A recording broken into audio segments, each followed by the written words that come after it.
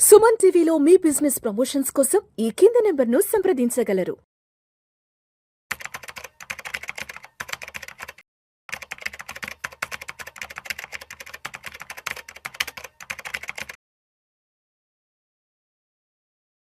Suman TV ప్రేక్షకులకు స్వాగతం. నేను doctor Anil Kumar Bachchu, certified financial ప్లానర్ని, అట్లాగే లీడింగ్ లైఫ్ ఇన్సూరెన్స్ అడ్వైజర్ని with MDRT and COT achieve చేసినాను. మీరు చూసుకుంటే లైఫ్ ఇన్సూరెన్స్ తీసుకునేప్పుడు ఇంకొక మేజర్ అంశము చాలామంది ఇగ్నోర్ చేస్తారు, ఆర్ డౌట్స్ ఉంటాయి. ఆ అంశం ఏవేంటివంటే, ఒకటి nominations very important. Because policy తీసుకునేది మన కోసం కాదు. Most of the time term life కానీ అదర్ లైఫ్ పాలసీలు కూడా మన కోసం కన్నా నామినీ కోసం, ఫ్యామిలీ కోసం అనమాట. అందుకే నామినేషన్స్ ఏంటి, నామినేషన్స్ ఎంత ఇంపార్టెంట్, ఎవరు ఉండాలి ఏదని తెలుసుకుందాము. అట్లాగే అసైన్మెంట్ అనేది ఒకటి ఉంటుంది కాన్సెప్ట్.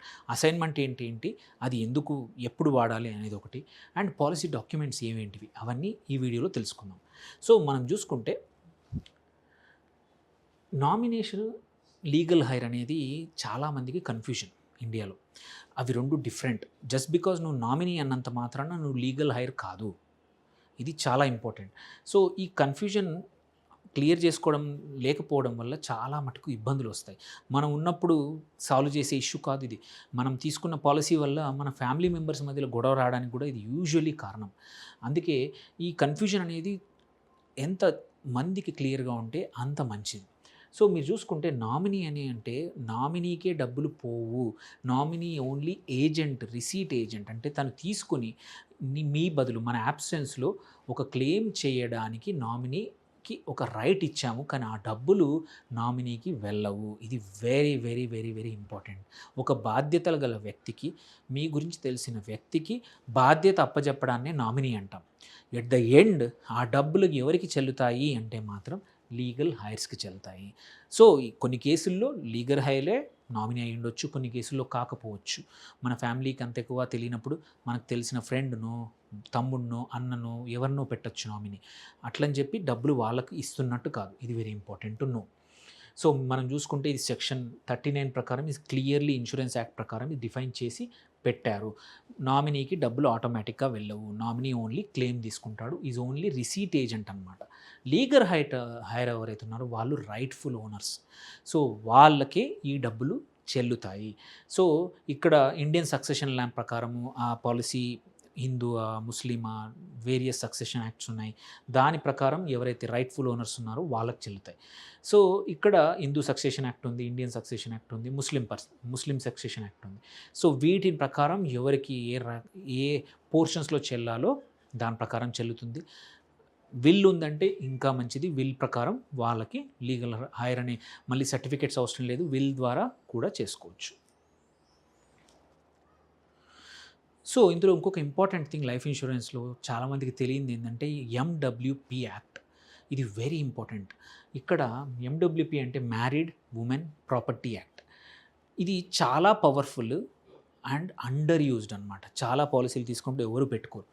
ఏంటంటే ఎస్పెషల్లీ ఈ యాక్ట్ ఇప్పుడుది కాదు, 1874, అంటే నియర్లీ 150 సంవత్సరాల ఓల్డ్, 152 సంవత్సరాల ఓల్డ్ యాక్ట్. బ్రిటిష్ వాళ్ళు తెచ్చిన యాక్ట్. ఇది లీగల్ ట్రస్ట్ అనమాట. ఇప్పుడు నువ్వు ఎండబ్ల్యూపీ యాక్ట్ కింద ఒక పాలసీ తీసుకున్నప్పుడు ఇది ఒక ట్రెడిషనల్గా డాక్యుమెంట్ పెడితే ఆ డబ్బుల్ని ఎవ్వరూ ముట్టుకోలేరు. ఏమైనా మనం లాస్లో వెళ్ళినా, మనకి ఏమైనా లీగల్గా దివాలా తీసినా కూడా ఎవరు ఏమీ చెయ్యలేరు.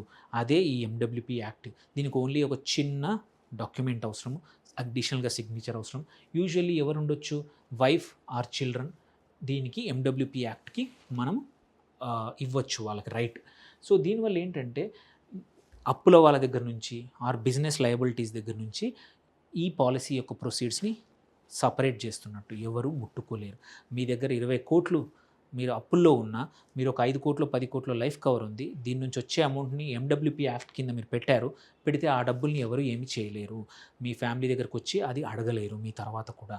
సో అందుకే పాలసీ తీసుకునేప్పుడు please ensure that MWP act కింద మీరు అది తీసుకున్నారా, అది అడిషనల్గా టిక్ చేసి దానికి కావాల్సిన డాక్యుమెంటేషన్ చేశారా లేదా అనేది వెరీ ఇంపార్టెంట్. చేయండి పక్కా. అండ్ దీనికి విల్ అవసరం లేదు, ప్రొబేషన్ అవసరం లేదు. ఆటోమేటికల్లీ వాళ్ళకి వెళ్ళిపోతాయి. లీగల్ హైర్ అనేది కూడా ఉండదు. ఆటోమేటికల్లీ, ఎందుకంటే వైఫ్ అండ్ చిల్డ్రన్కి వాళ్ళకి వెళ్ళిపోతాయి అనమాట. సక్సెషన్ లాను కూడా ఓవర్ రైడ్ చేస్తుంది.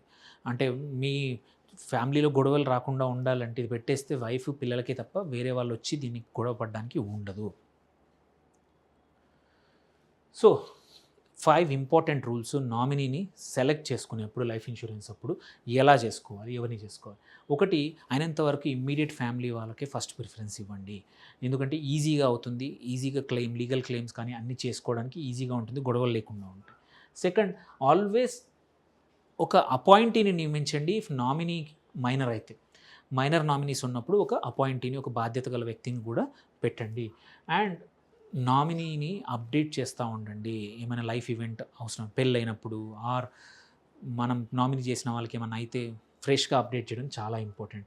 అండ్ ఆల్సో కుదిరితే పర్సంటేజ్, మైనర్ నామినీస్ కానీ ఆర్ మల్టిపుల్ నామినీస్ ఉంటే 50% అనే పర్సంటేజ్లు కూడా మనం ఇచ్చుకునే అవకాశాలు ఉన్నాయి. అండ్ ఇంపార్టెంట్ అన్నిటికన్నా, ఎవరినైతే నామినీ పెడతారో వాళ్ళకి చెప్పండి. వాళ్ళకి చెప్పకపోతే వాళ్ళకు తెలియదు. అండ్ దీని తర్వాత ఇంకొక టర్మ్ వెరీ ఇంపార్టెంట్ వింటాము, అసైన్మెంట్. అసైన్మెంట్ ఏంటంటే పాలసీ ట్రాన్స్ఫర్కి హక్కులు ఇవ్వడం అనమాట. యూజువల్లీ ఇది ఎక్కడి నుంచి అవుతుందంటే కంపెనీ నుంచి కానీ ఆర్ మనం ఒక బిజినెస్ దగ్గర నుంచి పాలసీ తీసుకున్నాము మన పార్ట్నర్గా ఉన్నప్పుడు, ఆ తర్వాత మనం ఇండివిజువల్గా బయటకు పాలసీ కూడా అసైన్ చేయొచ్చు అనమాట. సో ఇది అన్లైక్ నామినేషన్ ఏంటంటే అసైన్మెంట్ అనేది ఓనర్షిప్ చేంజ్ అయిపోతుంది, నీకు హక్కు పోతుంది. సో ఎవరైతే తీసుకున్నారో వాళ్ళకి వేరే వాళ్ళకి ఇచ్చేసామంటే హక్కు పోతుంది. బట్ ఇంపార్టెంట్ ఏంటంటే ఇది రిజిస్టర్ అవ్వాలి ఇన్సూరర్ దగ్గర రైటింగ్లో, ఏది నేను అసైన్ వీళ్ళకి చేస్తున్నానని. సో ఈ అబ్జల్యూట్ అసైన్మెంట్ ఏంటంటే మనం బ్యాంక్స్కి లోన్ కొలాటరల్గా వాడుకోవడానికి, ఏదైనా పెద్ద లోన్ బిజినెస్ చేయడానికి లోన్ తీసుకున్నప్పుడు పెట్టచ్చు. బిజినెస్ ఫైనాన్సింగ్, కొన్ని కేసుల్లో ఫైనాన్సింగ్ అప్పుడు కూడా మనం అసైన్మెంట్ టెంపరీగా చేయొచ్చు. అండ్ ఆల్సో గిఫ్ట్ చేయొచ్చు కొన్ని కేసుల్లో.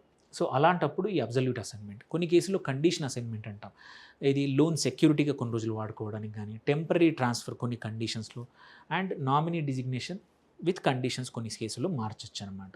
ఇది కొందరికీ అవసరం వస్తుంది, కానీ అవసరం వచ్చినప్పుడు కూడా అసైన్మెంట్ అనే ఆప్షన్ ఉంది అనేది తెలుసుకోవాలి. ఇంపార్టెంట్ ఏంటంటే పాలసీ లోన్స్, ఎస్పెషల్లీ మనం బారోయింగ్ లోన్కి అగెనిస్ట్గా డబ్బులు తీసుకోవచ్చు. ఇది కూడా చాలా మందికి తెలీదు. అందరూ అనుకుంటారు నేను లైఫ్ ఇన్సూరెన్స్ పాలసీస్ కొద్ది మందికే తెలుసు.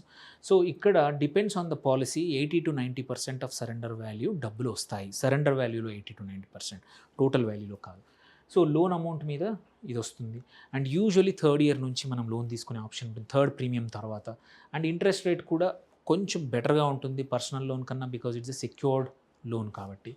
అండ్ పాలసీ యాక్టివ్గా ఉంటుంది, పాలసీ ఏదైతే ఉందో ఆ ప్రీమియం నడుస్తూ ఉంటుంది. అండ్ యూజువల్లీ క్రెడిట్ చెక్ అనేది ఉండదు. అండ్ 3-4 రోజుల్లో పాలసీ అప్లికేషన్ క్లియర్ చేసి తొందరగా వస్తుంది. క్రెడిట్ చెక్ ఉండదు కాబట్టి, ఎందుకంటే ఇది సెక్యూర్డ్ లోన్ కాబట్టి. సో లాస్ట్ ఆస్పెక్ట్ ఏంటంటే పాలసీ డాక్యుమెంట్స్. మీరు చూసుకుంటే దీస్ 8 సెక్షన్స్ అనేది డే 1లోనే రీడ్ చేయాలి. Policy document is very important document. Policy issue అయ్యాక ఇవి చెక్ చేసుకోండి. షెడ్యూల్డ్ పేజ్ చూడండి, ఇందులో అన్ని డీటెయిల్స్ ఇస్తారు. పాలసీ సైజ్ ఎంత, టైం ఎంత, ప్రీమియం ఎంత, ఫ్రీక్వెన్సీ ఎంత అన్నీ ఇస్తారు. నామినీ డీటెయిల్స్ కరెక్ట్ ఉన్నాయో చూడండి. ప్రీమియం పేమెంట్ టర్మ్స్ ఏమైనా మారాయా లేదా చూసుకోండి. సమ్ అష్యూర్డ్ డెత్ ఎంత ఉందో చూసుకోండి. ఎక్స్క్లూజన్స్ ఏవైనా ఉన్నాయా, మెన్షన్ చేశాయా, అవి తప్పకుండా అవసరం. అండ్ ఫ్రీ లుక్ పీరియడ్ ఎన్ని రోజులు ఉంది, మీకు నచ్చకపోతే 30 రోజుల్లో most of the cases. Offline అయితే 15 రోజులు, ఆన్లైన్ అయితే 30 days మనకు టైం దొరుకుతుంది. సో అది చూసుకోండి. అట్లాగే సరెండర్ వాల్యూ టేబుల్ చూసుకోండి. మీకు లోన్ అవసరం వచ్చినప్పుడు, వద్దనుకున్నప్పుడు డబ్బులు ఎంత వస్తాయని తెలుసుకోండి. And last but not the least, grievance కోసం ఎవరిని కలవాలి, ఏం కాంటాక్ట్స్, అవన్నీ కూడా తెలుసుకోండి. క్లెయిమ్స్ డీటెయిల్స్ కూడా తెలుసుకోండి. సో ఈ ఫ్రీ లుక్ పీరియడ్ అనేది చాలా ఇంపార్టెంట్. పాలసీ రివైవల్ పీరియడ్ కూడా important.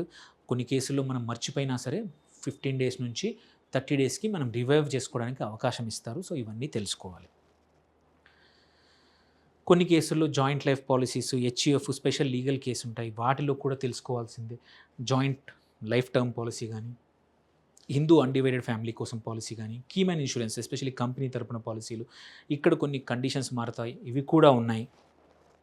And last important things, key takeaways, మీ యాక్షన్ ప్లాన్ ఏముంది చూసుకుంటే, ఎప్పుడైనా సరే ఇవి కంపల్సరీ. నామినీ అంటే అల్టిమేట్ బెనిఫిషరీ కాదు, they are only receipt agent. MWP act అనేది మన ప్రొటెక్ట్ చేస్తుంది. ఏదైనా దివాలా తీసినప్పుడు మనం తీసుకున్న పాలసీ వచ్చే డబ్బులు, లోన్స్ క్రెడిటర్స్ మన వెనకాల పడరు. And nomination rules, and at the same time assignment, transfership అనేది పాసిబిలిటీ ఉంది. మనకి ఏమీ లేకపోయినప్పుడు మీ దగ్గర ఉన్న పాలసీ అమౌంట్ని కూడా వేరే వాళ్ళకి ట్రాన్స్ఫర్ చేయొచ్చు, temporary are permanent. And last free look period అనేది వెరీ ఇంపార్టెంట్.